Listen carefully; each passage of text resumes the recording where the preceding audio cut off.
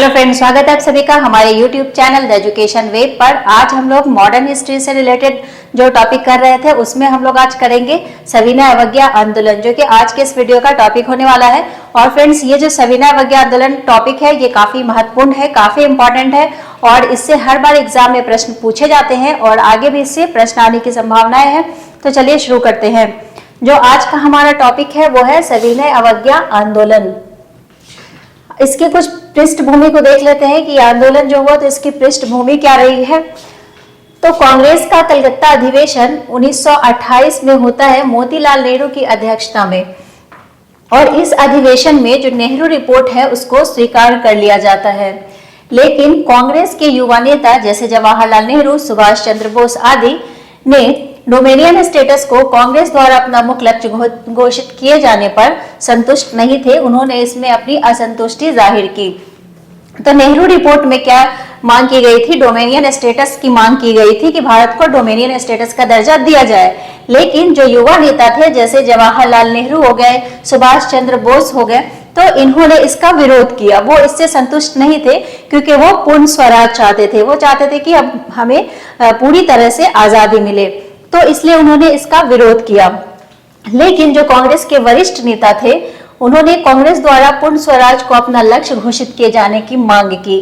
कांग्रेस द्वारा पूर्ण स्वराज का लक्ष्य घोषित किए जाने की मांग गांधी जी और सुभाष चंद्र बोस द्वारा की जाती है और वो डोमेनियन स्टेटस के दर्जे के विरोध में थे, वो असंतुष्ट थे इससे। लेकिन जो वरिष्ठ नेता थे जैसे गांधी जी और मोतीलाल नेहरू, इनका मत ये था कि डोमेनियन स्टेटस की जो मांग है उसे इतना जल्दी जो है इसको नकारा नहीं जाना चाहिए, क्योंकि ये बहुत मुश्किल से डोमेनियन स्टेटस के दर्जे की बात पहुंची है, तो इसको इतना जल्दी अस्वीकार नहीं किया जाना चाहिए। तो उन्होंने सुझाव दिया, जो गांधी जी और मोतीलाल नेहरू है इन्होंने ये सुझाव दिया कि ब्रिटिश सरकार को इसके लिए 2 वर्ष का समय देना चाहिए।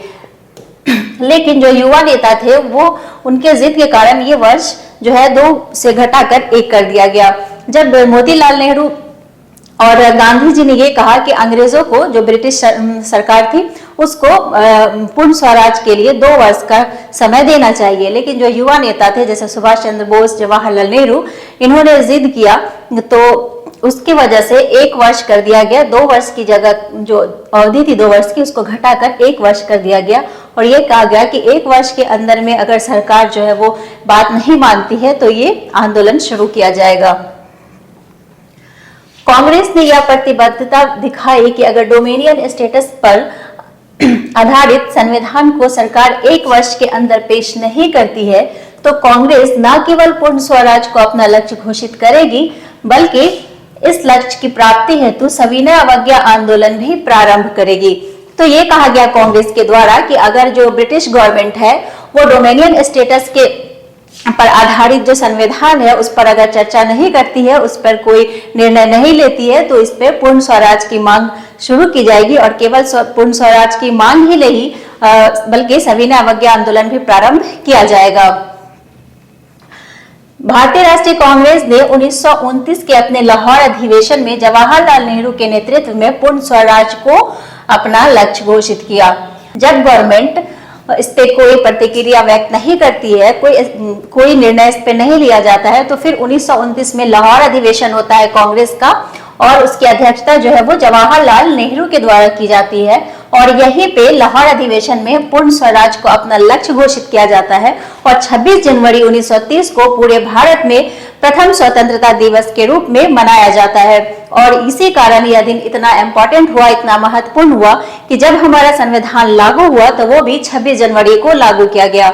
और 26 जनवरी को संविधान इसलिए लागू किया गया था क्योंकि इसी दिन को प्रथम स्वतंत्रता दिवस के रूप में मनाया गया था। तो यहाँ से प्रश्न बनते हैं कि पूर्ण स्वतंत्रता दिवस किस तारीख को मनाया गया था? तो 26 जनवरी 1930 को मनाया गया था। तो 26 जनवरी 1930 को पूरे देश में प्रथम स्वतंत्रता दिवस के रूप में मनाया गया। तो ये 26 जनवरी जो है वो इसी कारण इतना इम्पोर्टेंट हुआ कि जब हमारा संविधान लागू हुआ तो वो भी 26 जनवरी को ही लागू किया गया, क्योंकि इस दिन पूरे देश में पूर्ण स्वतंत्रता दिवस के रूप में मनाया गया था। तो ये दिन कब था? 26 जनवरी 1930। 26 जनवरी 1930 को पूरे देश में प्रथम स्वतंत्रता दिवस के रूप में मनाया गया था, इसलिए हमारा जो संविधान है वो भी 26 जनवरी को लागू किया गया। तो ये पूर्ण स्वराज का लक्ष्य घोषित कब किया गया था? तो कांग्रेस की लाहौर अधिवेशन 1929 में ये लक्ष्य घोषित किया गया था और 26 जनवरी 1930 को पूरे देश में प्रथम स्वतंत्रता दिवस के रूप में मनाया गया था, जो ब्रिटिश साम्राज्य से अलग होकर एक स्पष्ट संदेश था। इस स्थिति में ने एक ऐसे व्यापक आंदोलन की नींव रखी जो ब्रिटिश साम्राज्य के भारत पर कब्जे को चुनौती देने वाला था। तो यहाँ से अब देखते हैं कि सविनय अवज्ञा आंदोलन जो है उसका दौर अब शुरू होगा यहाँ से, क्योंकि कांग्रेस ना तो डोमेनियन स्टेटस के पर आधारित जो संविधान होता है उस पर कोई चर्चा करती है और न ही इस पर कोई प्रतिक्रिया व्यक्त करती है। तो लास्ट में क्या होता है कि आंदोलन शुरू किया जाता है और लाहौर अधिवेशन में पूर्ण स्वराज का लक्ष्य घोषित किया जाता है, जो 1929 में जवाहरलाल नेहरू की अध्यक्षता में होता है और इसी दिन को 26 जनवरी 1930 को पूर्ण स्वाधीनता दिवस के रूप में मनाया जाता है। यहाँ से अक्सर प्रश्न पूछे जाते हैं कि हमारा संविधान वो 26 जनवरी को ही क्यों लागू किया गया था? तो 26 जनवरी को इसलिए लागू किया गया था कि उस दिन पूरे देश में पूर्ण स्वाधीनता दिवस के रूप में मनाया गया था, इसलिए 26 जनवरी को हमारा जो संविधान है वो लागू हुआ था। और ये भी प्रश्न बनते हैं कि कांग्रेस द्वारा जो पूर्ण स्वतंत्रता दिवस है या पूर्ण स्वराज का जो लक्ष्य वो कब घोषित किया गया था? तो वो लाहौर अधिवेशन 1929 में किया गया था और स्वतंत्रता दिवस जो प्रथम स्वतंत्रता दिवस था वो कब मनाया गया था? तो 26 जनवरी 1930 को मनाया गया था। अब देख लेते हैं इसके मुख्य भाग को, जो इसकी मुख्य भाग थे सविनय अवज्ञा आंदोलन के, उसको देखते हैं। सविनय अवज्ञा आंदोलन भारत के स्वतंत्रता संग्राम में एक महत्वपूर्ण अध्याय है, जिसकी शुरुआत 12 मार्च 1930 को महात्मा गांधी द्वारा दांडी से शुरू हुई थी। हालांकि गांधी जी द्वारा इरविन को पत्र लिखा गया जिसमें 11 सूत्री मांग गांधी जी द्वारा की गई थी और साथ ही यह भी कहा गया था कि यदि ब्रिटिश सरकार इस मांग को मानती है तो सविनय अवज्ञा आंदोलन प्रारंभ नहीं किया जाएगा। तो गांधी जी इरविन को एक पत्र लिखते हैं जिसमें गांधी जी 11 सूत्री मांग प्रस्तुत करते हैं, पेश करते हैं, इरविन से मांग करते हैं 11 सूत्र का। तो गांधी जी बोलते हैं कि अगर इरविन द्वारा इस मांग को मान लिया जाता है, अगर ब्रिटिश गवर्नमेंट इस 11 सूत्री मांग को मान लेती है तो सविनय अवज्ञा आंदोलन को शुरू नहीं किया जाएगा। लेकिन ऐसा होता नहीं है और आंदोलन शुरू किया जाता है। यदि ब्रिटिश सरकार इस मांग को मानती है तो सविनय अवज्ञा आंदोलन प्रारंभ नहीं किया जाएगा, किंतु इरविन द्वारा इस मांग पर कोई प्रतिक्रिया नहीं किए जाने पर गांधी जी द्वारा सविनय अवज्ञा आंदोलन की शुरुआत की गई। अब आंदोलन शुरू हो जाता है। ये शुरू कब हुआ था? तो 12 मार्च 1930 को महात्मा गांधी द्वारा दांडी से शुरू हुआ था। जब गांधी जी 12 मार्च को साबरमती आश्रम से दांडी के लिए रवाना होते हैं तो वहां पे जाके फिर गांधी जी क्या करते हैं कि नमक कानून का उल्लंघन करते हैं और इसी को नाम दिया गया सविनय अवज्ञा आंदोलन। तो इसे दांडी मार्च भी कहा जाता है। तो दांडी मार्च से शुरू हुई थी, जो साबरमती आश्रम से दांडी तक का सफर था। गांधी जी अपने 78 अनुयायियों के साथ 240 मील की यात्रा तय करके साबरमती से दांडी पहुंचते हैं। तो कितने अनुयायी थे, यहाँ से भी प्रश्न बनते हैं। तो 78 थे और वहां पहुंचते पहुंचते लाखों की तादाद में जो अनुयायी थे उनकी संख्या हो गई थी। तो 240 मील की यात्रा तय करके साबरमती से दांडी पहुंचते हैं और यह मार्च अंग्रेजों के नमक बनाने के एक अधिकार के विरुद्ध था। और ये जो मार्च दांडी मार्च हुआ था, ये क्यों हुआ था? तो अंग्रेज जो थे उनका एक अधिकार था केवल नमक बनाने पे और उस पे काफी भारी टैक्स लगा हुआ था, कर देना पड़ता था। जो आम जनता थी, जो गरीब थे, वो कोई भी यहाँ पे नमक नहीं बना सकता था और नमक पे भारी कर लगाया हुआ था। इसी का विरोध गांधी जी ने किया था और इसी के विरोध में वो जो दांडी मार्च हुआ था और जिससे सविनय अवज्ञा आंदोलन भी कहा जाता है, इसी के विरोध में सविनय अवज्ञा आंदोलन शुरू किया गया था।